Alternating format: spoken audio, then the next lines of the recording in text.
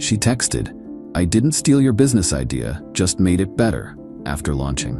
I replied, "Check your email." When she found the cease and desist with my patent filing from 2 years prior, the better version got shut down.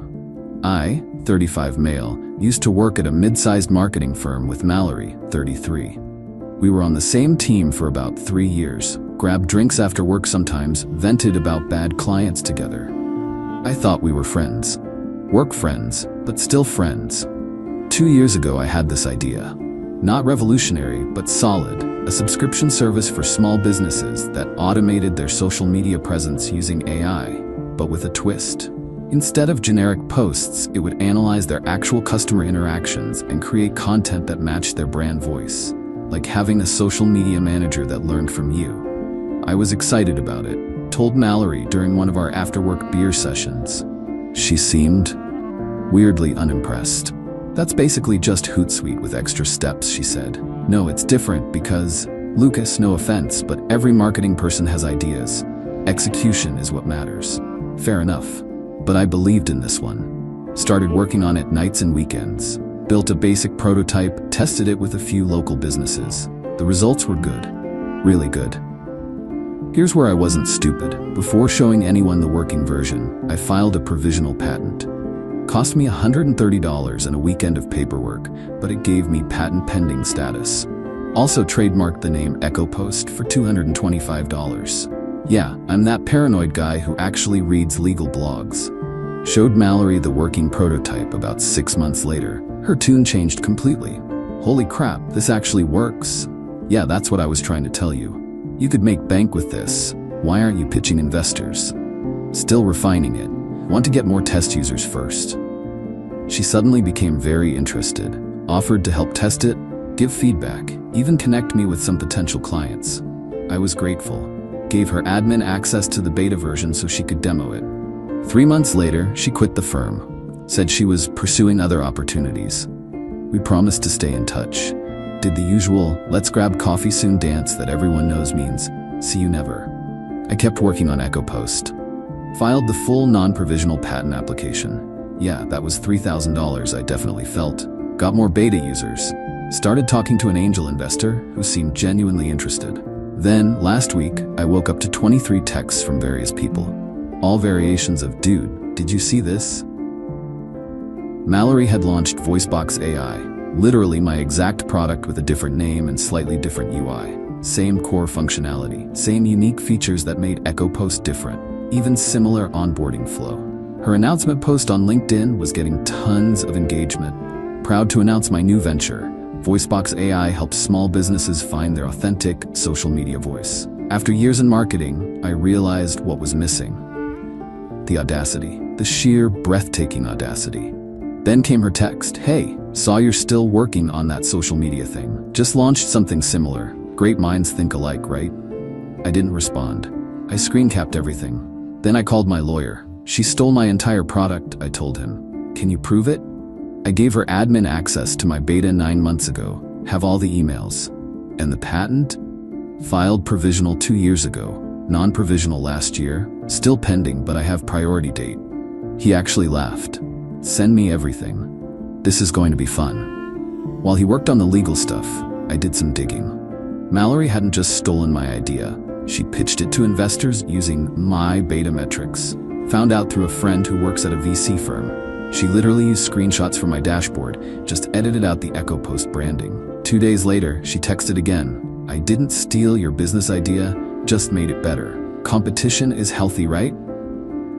I replied, "Check your email." 30 seconds later, my phone exploded. "Are you serious right now? This is insane. You can't patent a basic idea." I made significant improvements. This is completely different. You're just jealous. I actually launched while you're still tinkering. I have investors. You're gonna ruin my life over your ego? I didn't respond to any of it. The cease and desist was clear. Stop operating VoiceBox immediately, transfer all assets and code to me, and provide full accounting of any revenue generated. She had 10 days to comply. She chose poorly. Update 1. So Mallory decided to call my bluff. Big mistake. Instead of complying with the cease and desist, she went on the offensive. Posted this whole sob story on LinkedIn about how male gatekeepers in tech try to shut down female founders, tagged me by name, said I was bitter about her success and trying to use frivolous legal threats to eliminate competition. The post went mini viral in our industry circle. Bunch of people who didn't know the full story started piling on. My DMs were full of "wow, really?" and "not cool man" messages. But here's the thing about documentation, it doesn't lie. My lawyer filed for an immediate injunction. We submitted the provisional patent filing from 2 years ago. Email threads where I explained the concept to Mallory in detail. Screenshots showing her beta access to EchoPost. Access logs showing she downloaded our entire codebase 3 days before quitting. Her investor pitch deck, thanks VC friend, with my metrics and screenshots. Side-by-side code comparison showing she literally copy-pasted entire functions. The judge granted a temporary restraining order. VoiceBox had to cease operations immediately pending the hearing. Mallory lost her mind, hired a lawyer who probably should have told her to settle. Instead, they tried to argue that 1. Ideas can't be patented, wrong, specific implementations can. 2. She made significant improvements. She changed button colors. 3. I abandoned the project by not launching fast enough. Lol, what? 4. The access I gave her implied permission to use the concept. Absolutely not how that works. While her lawyer was making these arguments, I was contacted by someone interesting, one of Mallory's developers, Raj. Hey man, I didn't know the full situation when I took the job. She said it was her idea and you two had agreed to split up and work on different versions. I've got some emails you might want to see. Raj forwarded me emails where Mallory specifically instructed him to make it different enough to avoid legal issues and copy the functionality but change the method names. She literally admitted in writing that she was copying my work. But the best part? She was charging customers already. $49 month subscriptions, had about 200 signups in her first week. That's $10K in revenue she generated using my stolen code. We added wire fraud to the lawsuit. Mallory tried to do damage control. Posted a follow-up saying she was taking a break from social media to focus on fighting these baseless accusations. Then she made a critical error. She reached out to my potential investors. Update 2. Remember that angel investor I mentioned? Guillermo, cool guy, ran a successful SaaS company before becoming an investor. We'd been in talks for months about EchoPost. Mallory somehow found out who I was talking to, probably LinkedIn stalking, and reached out to him. Told him I was difficult to work with and had a history of threatening legal action against competitors. Suggested he should look into VoiceBox instead since they were already operational and generating revenue. Guillermo forwarded me her entire email with one line. This person seems to have confused me with someone who was born yesterday. He also sent her a reply, CC'd me. I'm well aware of the legal situation between VoiceBox and EchoPost.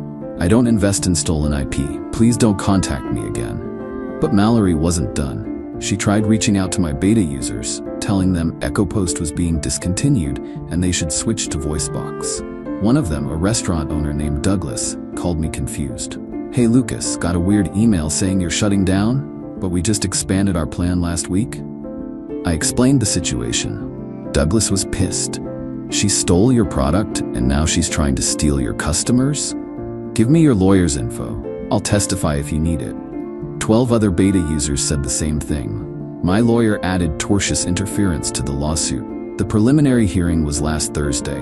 Mallory showed up in a full power suit, looking confident. That confidence evaporated when our evidence was presented. The judge's face during the code comparison was priceless. Ms. Fitzgerald, can you explain why your independently developed code contains the exact same variable names, including a typo where frequency is spelled frequency in both versions? Her lawyer tried to object. The judge shut him down. Counselor, your client either committed theft of intellectual property or she somehow made the exact same spelling error in the exact same place, which seems more likely.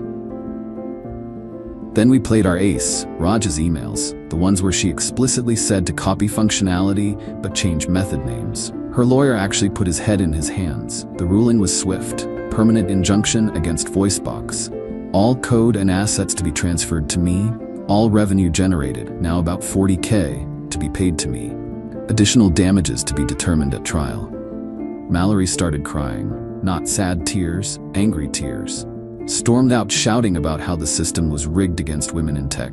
Yeah, the system is so rigged that it protected my intellectual property from theft, made her face consequences for stealing. The mental gymnastics were Olympic level. But she still wasn't done. Because entitled people never know when to stop. Final update. The last 2 months have been exhausting but vindicating. After the preliminary ruling, you'd think Mallory would have accepted defeat. Cut her losses, moved on. But no, she doubled down in the most spectacular way.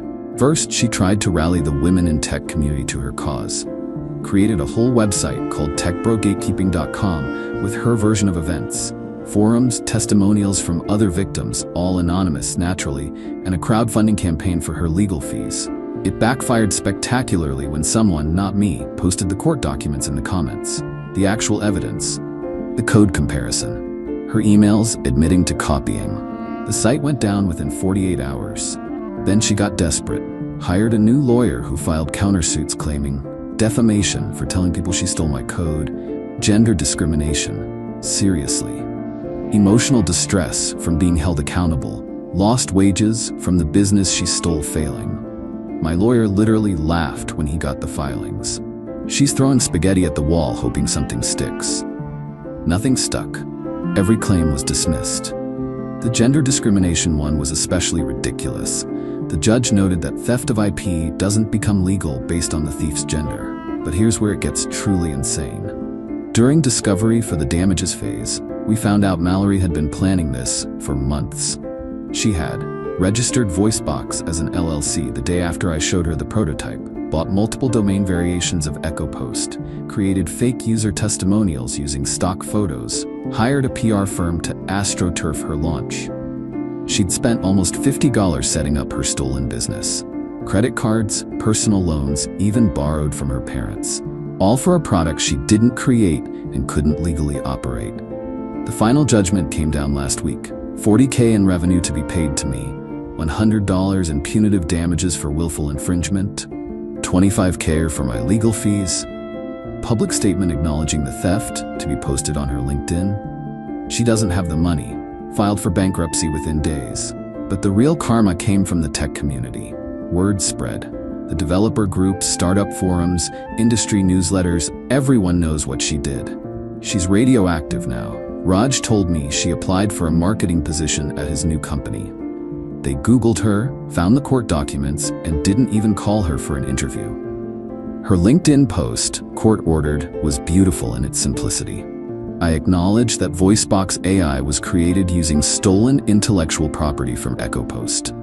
The code, concept, and implementation were taken without permission from Lucas Morrison. I apologize for my actions and the false statements made during legal proceedings. The comments were brutal but deserved. Lots of yikes, and this is why we have NDAs, and imagine destroying your career over this. As for me, EchoPost officially launched last month. Guillermo led a seed round of $500K. We have 400 paying customers and hired 3 developers, including Raj, dude's loyal and talented. Mallory reached out one last time through a mutual connection, wanted to apologize properly and explore if there was any way to move forward professionally.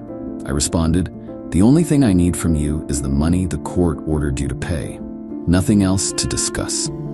She's working at her dad's insurance company now. Posted about being excited for this new chapter in financial services last week.